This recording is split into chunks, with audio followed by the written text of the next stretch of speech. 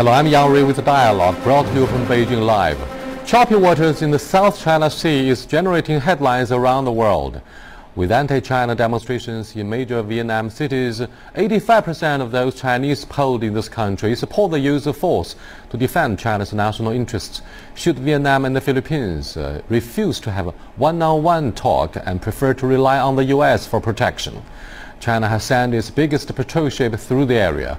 5 ASEAN countries have completed a military exercise with the U.S.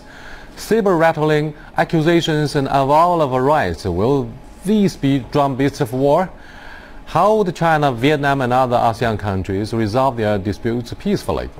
Can Deng Xiaoping's brainchild of shelving differences and seeking joint development be abandoned? In today's live discussion, we shall look at what should be the new code of conduct in the disputed waters. We are joined here in the Beijing studio by Mr. Ma Zhengang, former Chinese ambassador to the UK, as well as Professor Mei Renyi from the Beijing Foreign Studies University.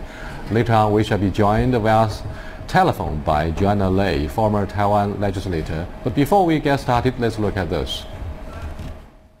The tension has been heightened since a Vietnamese oil exploration vessel confronted a Chinese surveillance boat earlier this month. Last Monday, Vietnam conducted a live-fire naval drill in what it claims to be an exclusive economic zone in the South China Sea.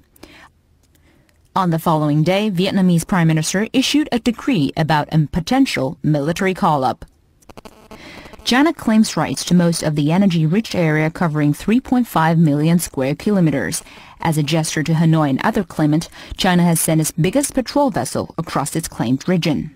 China said the operation was a legitimate patrol and reasserts its stand on a peaceful resolution. 中方是在维护自己的正当权益。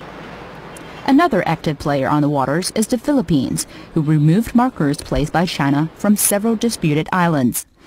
Later this month, it will join the U.S. forces in a 10-day live-fire exercise in the region, an eye-catching move yet declared to be a routine practice.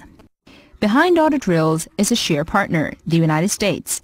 During last year's ASEAN ministerial meetings, U.S. Secretary of State Hillary Clinton offered helping hands to the South China Sea dispute, which China is against. Last week, the U.S. led 5 ASEAN countries in a 10-day naval exercise in the Sulu Sea, Malacca Strait, and Celebes Sea. On Beijing Street, the South China Sea dispute has also aroused heated discussions.